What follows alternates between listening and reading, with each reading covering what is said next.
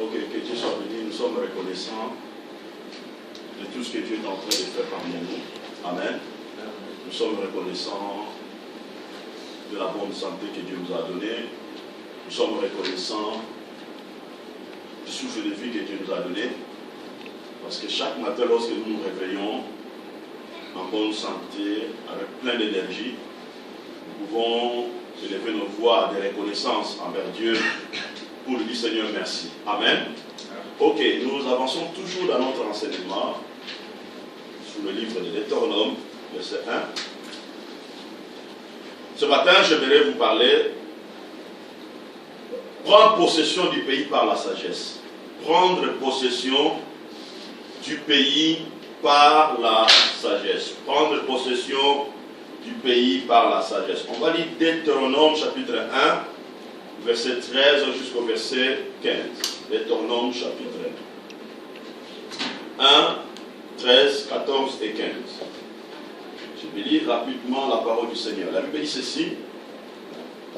Donnez-vous des hommes sages et intelligents et connus selon vos tribus.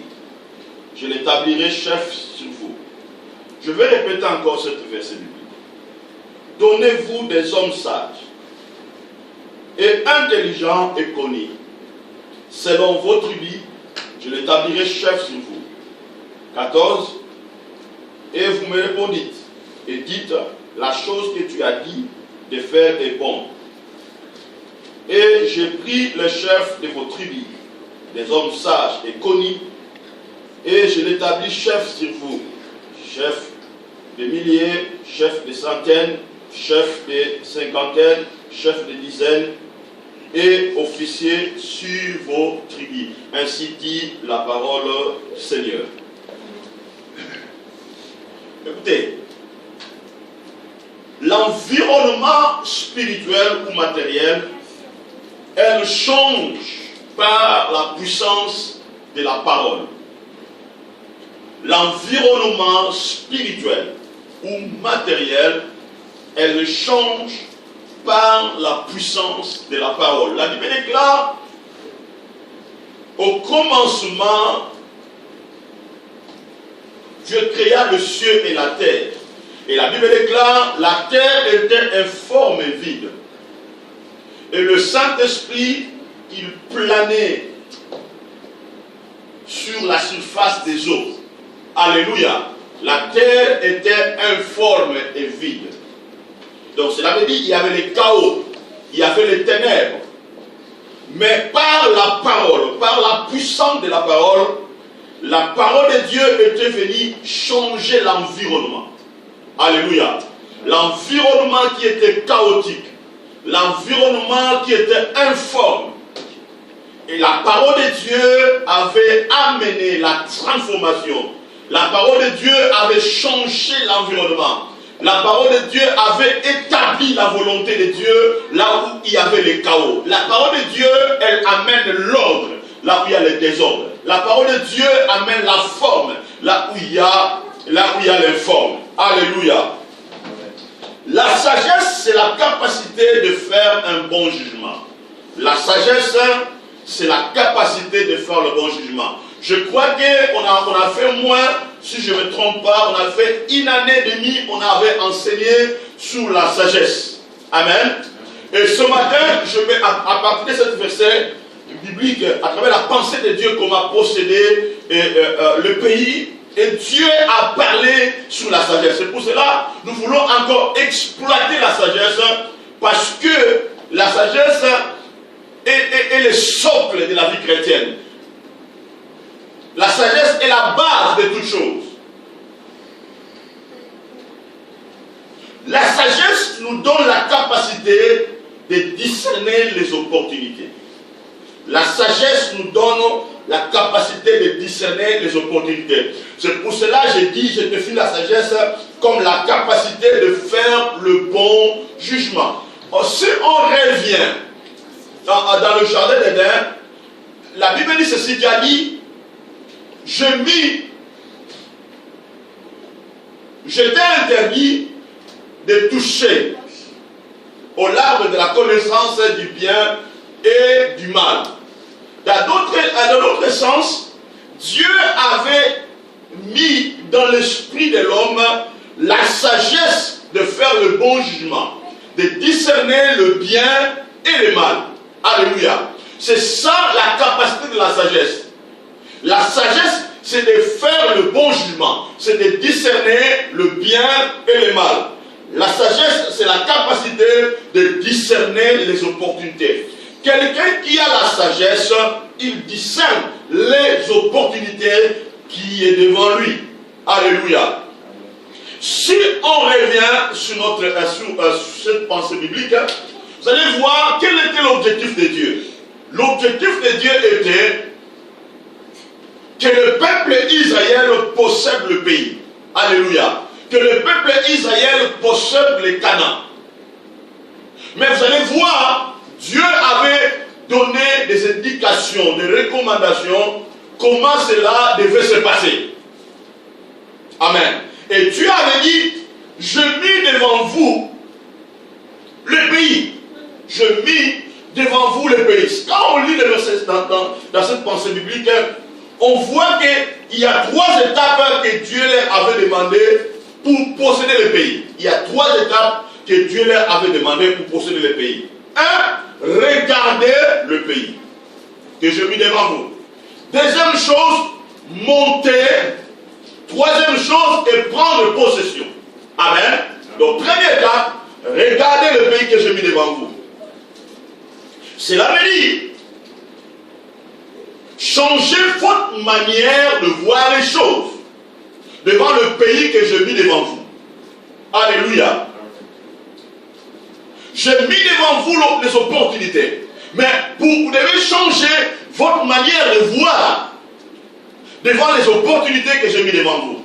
Et deuxième chose, Dieu a dit monter. Monter ici, c'est dans 2 dimensions. Monter spirituellement et monter physiquement.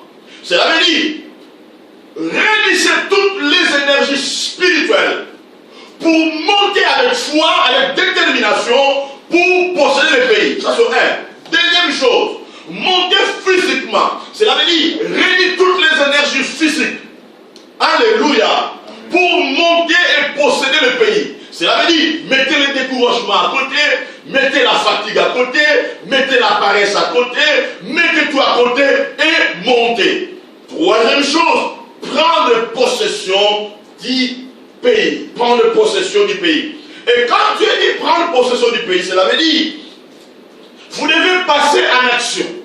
Alléluia. Vous devez passer en action.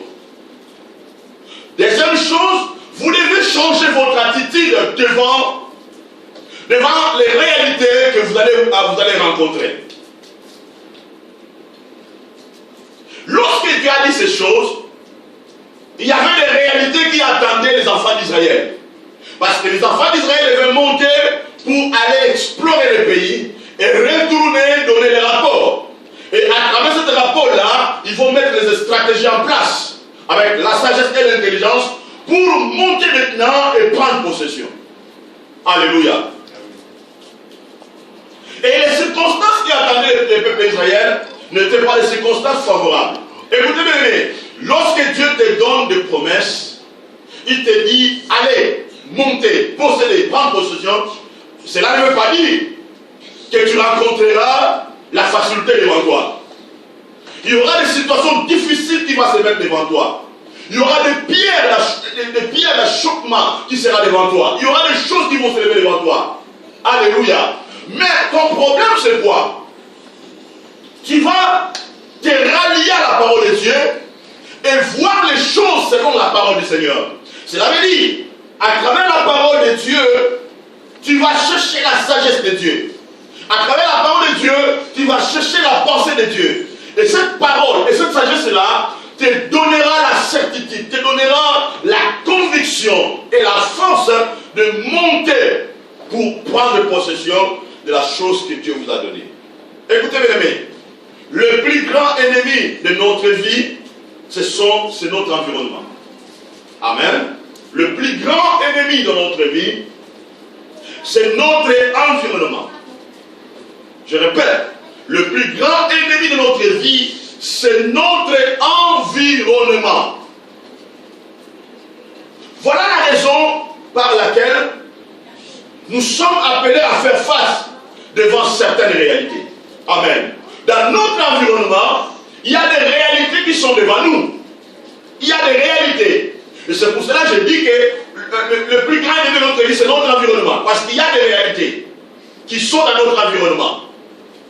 Et nous devons faire face, pour prendre possession, pour triompher, nous devons avoir la sagesse.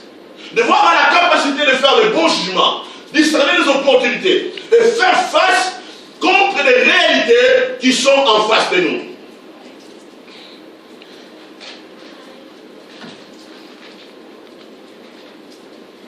La seule manière de vaincre notre environnement ou de vaincre le monde, c'est de posséder la sagesse. C'est d'avoir la sagesse. Amen. La sagesse est quelque chose de très important. Parce que la sagesse te permettra de placer les choses selon son contexte. Dans son contexte, pardon. Amen. La sagesse te permettra de planifier et d'organiser les choses dans son contexte.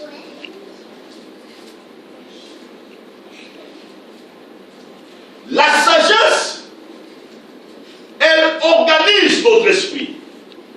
Elle nous donne la capacité de penser différemment. La sagesse organise votre esprit. Elle vous donne la capacité de penser différemment. Écoutez, lorsque les peuples israéliens sont allés explorer le pays, et en arrivant là-bas, ils ont vu des géants. Vous comprenez? Ils ont vu des géants. Ils ont vu des géants. Maintenant, les enfants d'Israël, ils se sont sentis petits devant ces géants-là. Ils ont dit, ah, nous n'arriverons pas. C'est impossible. Alléluia. C'est impossible. On ne va pas y arriver. Ils ont dit, le pays est bon. Ils ont vu les avantages. Mais la réalité a détourné leur vision. La réalité a amené le découragement. L'environnement a amené des pensées négatives dans leur esprit. Alléluia. Mais écoutez, si vous regardez la réaction de Caleb et Josué, je vais expliquer quelque chose ici. La Bible dit ceci. Prenez, choisissez les gens sages, intelligents et connus. 3 qualités. Amen. Je vais expliquer ici. 3 qualités. Des personnes sages, dans chaque tribu, des personnes sages, intelligents et connus. Et ces 3 qualités étaient importantes pour que la personne soit désignée comme chef. Vous comprenez? Donc ces 3 qualités étaient importantes pour que la personne soit désignée comme un chef. Suis-moi maintenant ici très bien. Maintenant, je veux parler sur le mot connu. La Bible dit ceci, choisissez des personnes connues. Amen. Suis-moi ici très bien. Des personnes connues. Alléluia. Pourquoi Dieu a mis l'accent sur les personnes connues? Cela veut dire, dans chaque tribu, les gens vont choisir des personnes connues. Cela veut dire, les gens qui ont fait preuve de l'intégrité, de l'honnêteté, de la loi de l'honneur. Les gens qui sont loyaux devant les engagements, devant la responsabilité. Les gens qui ne reculent pas devant les engagements. Les gens qui avancent, les gens qui sont déterminés. Les gens qui sont capables, bien aimés, de faire les bons jugements. Les gens incorruptibles devant les réalités. Et ce sont des gens-là qu'on doit choisir. Cela veut dire, ce sont des personnes qui, dans la communauté, ont reconnu leurs qualités spirituelles et les qualités physiques. Cela veut dire, les gens qui ne baissent pas les bras. Les gens qui ne trahissent pas devant les engagements. C'est ça qu'on dit les personnes connues. Les personnes à laquelle on a prouvé leur intégrité. Alléluia. Ce sont les personnes là qu'on doit choisir pour devenir chef. Alléluia. Parce que si vous mettez une personne chef et que cette personne manque ses qualités, il n'est pas sage, il n'est pas intelligent, cette personne-là ne sera pas productive pour la société. Alléluia. C'est très important. C'est pour cela, dans l'église ou dans la société que nous vivons maintenant, nous avons besoin des gens qui sont connus, les gens qui sont intègres, loyaux, les gens qui ont la qualité de l'honneur. Vous comprenez? Les gens qui prennent leurs engagements avec beaucoup de sérieux. Ce sont les gens qu'on a besoin aujourd'hui. Et Dieu avait besoin de ces gens-là pour que ces gens deviennent des chefs. Le plus grand erreur qu'on commet aujourd'hui, parce que le plus grand erreur qu'on commet aujourd'hui, on ne choisit pas des gens qui ont de telles qualités, et c'est là qui freine aujourd'hui le progrès dans notre société, dans l'église ou dans nos départements. Vous comprenez? On a besoin des gens qui sont sages et intelligents. Voilà pourquoi je dis que la sagesse, il organise notre esprit, elle nous donne la capacité de penser différemment. Parce que quelqu'un qui est sage, il peut arriver devant la réalité. Vous comprenez? Devant des circonstances qui sont négatives, cette personne-là aura la capacité de faire le bon jugement. Cela veut dire, la sagesse va organiser son esprit. Parce que la réalité nous influence. Vous comprenez? Tout ce qui est négatif, elle nous influence. Ça peut t'influencer, on est humain. Mais quand tu as la sagesse, qu'est-ce que la sagesse va faire? La sagesse va directement organiser ton esprit devant la réalité qui sont en face de toi. Alléluia. Et la sagesse te permettra de penser différemment. C'est pour ça que vous allez voir Caleb et Josué, en arrivant sur le terrain, les gens ont vu autre chose. Caleb et Josué, ils ont vu aussi autre chose. Mais ce sont les gens qui étaient venus dans le même milieu. Alléluia. Mais l'esprit de Caleb et de Josué était organisé. Ils ont pensé différemment aux autres. C'est ça la sagesse, bien aimée. Quand on a la sagesse, on pense différemment. Quand on a la sagesse, notre esprit ça s'organise devant la réalité qui sont face de nous. C'est pour cela, la sagesse est tellement importante. Quelqu'un qui a la sagesse, devant la situation, il a la rapidité. Il a la rapidité, de faire les choses avec beaucoup de milices. Alléluia. La sagesse vous donne la capacité de suivre les ordres de Dieu. La sagesse vous donne la capacité de suivre les ordres de Dieu. Non les ordres des hommes, mais les ordres de Dieu. Amen. C'est ça la puissance de la sagesse. Si nous voulons posséder le pays, si nous voulons faire la différence, bien aimés, nous devons marcher par la sagesse. Nous devons marcher par la sagesse. Écoutez, je vais soulever un point ici. On voit aujourd'hui, dans nos milliers, dans nos églises, il y a des gens qui sont matures et des gens qui sont immatures. Et bien aimé, l'immaturité, c'est quelque chose qui empêche beaucoup de gens de progresser. L'immaturité empêche les gens de vivre de nouvelles expériences en Dieu. Parce que quelqu'un qui est immature, il ne sait pas discerner les opportunités. Quelqu'un qui est immature, il ne sait pas faire le bon jugement. Amen. L'immaturité rend l'esprit pauvre. L'immaturité rend l'esprit pauvre. L'immaturité, il limite l'esprit par la manière d'analyser les choses. Alléluia. Et l'immaturité, ça se manifeste par des réactions, par les langages et par l'orgueil. Écoutez, il y a des gens, Quand quelqu'un est immature, l'immaturité, elle se cache dans son esprit. Amen. L'immaturité est comme un volcan qui dort dans l'esprit de quelqu'un.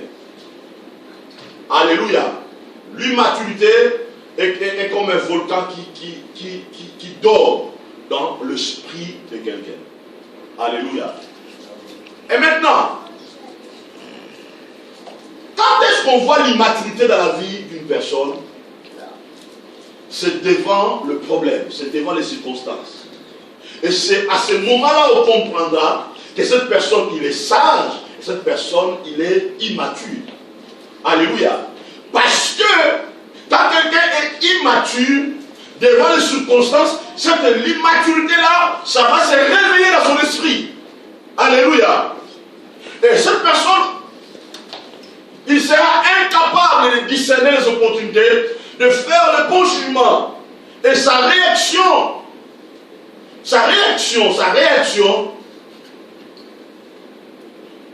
sera autre. Alléluia.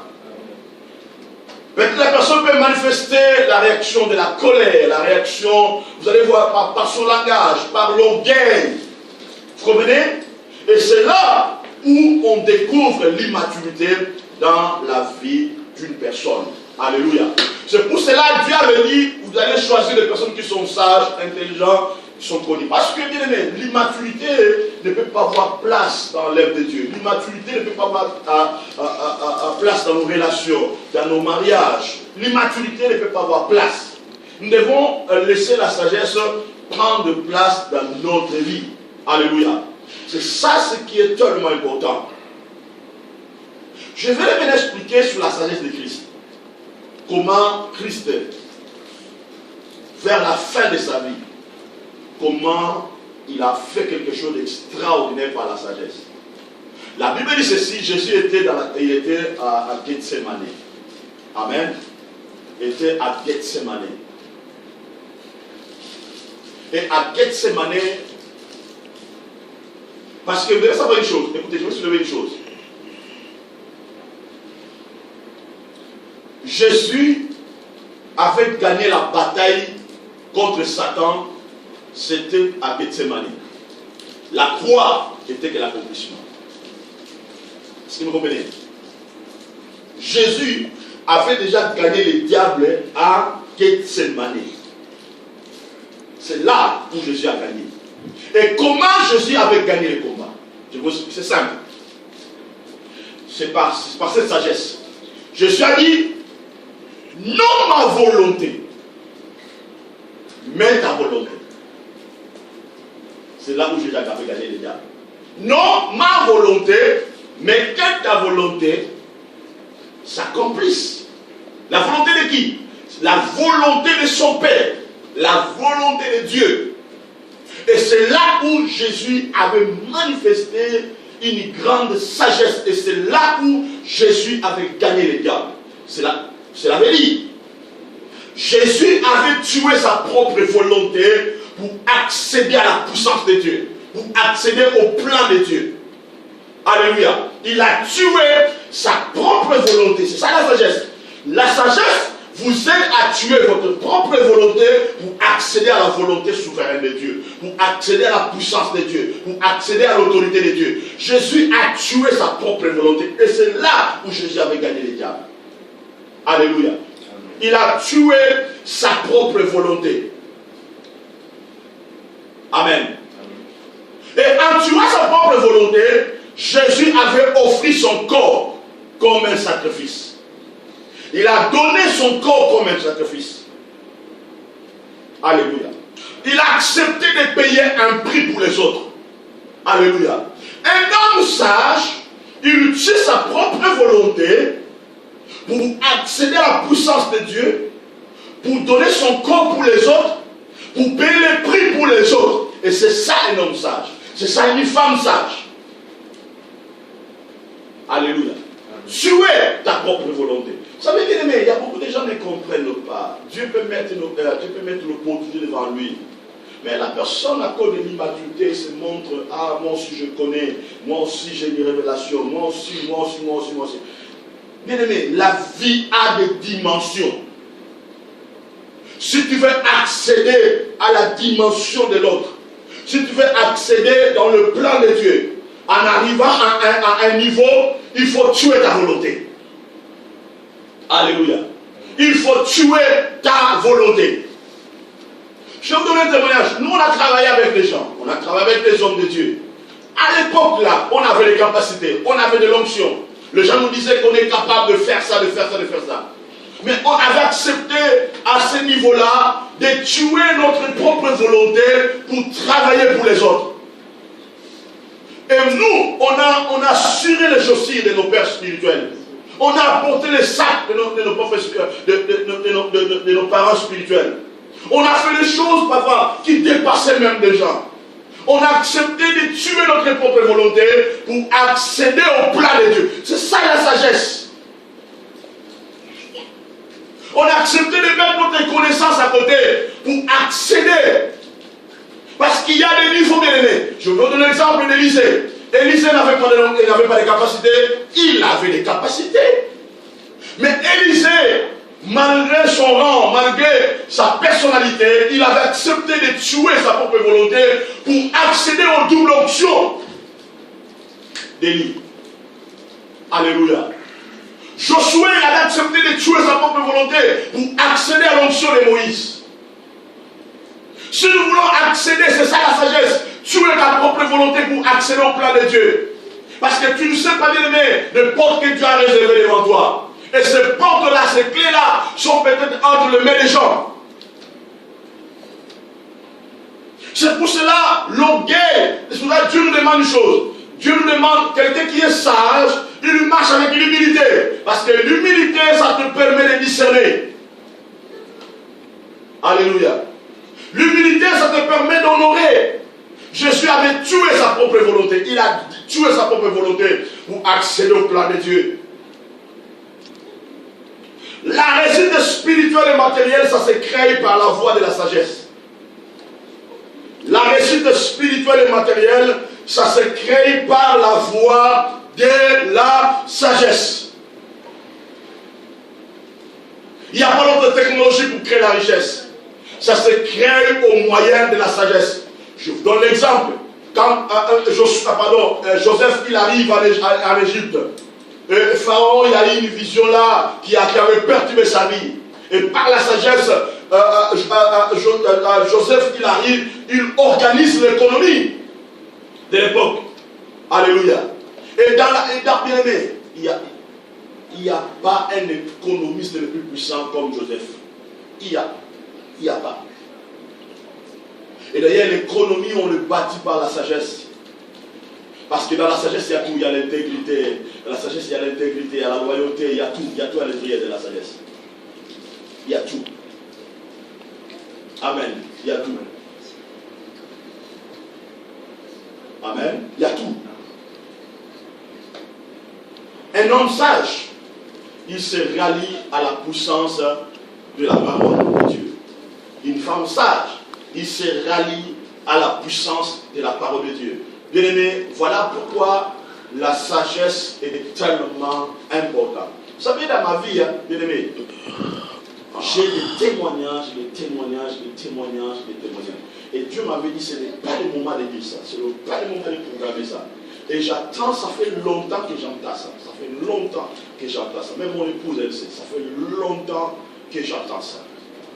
Et le jour arrivera où je donnerai le témoignage. Si vous allez en Angola, il y a mes amis qui ont grandi avec moi. Ils savent comment je traversais ma vie. Ils savent. Même mes frères, ils ne me comprennent pas. Ils disent, tu as un esprit fort, toi. Parce que j'ai traversé des réalités. Même ici en Europe, j'ai traversé des réalités et des réalités. Amen. Mais j'aime, par la sagesse de Dieu, j'aime rester fort et focalisé.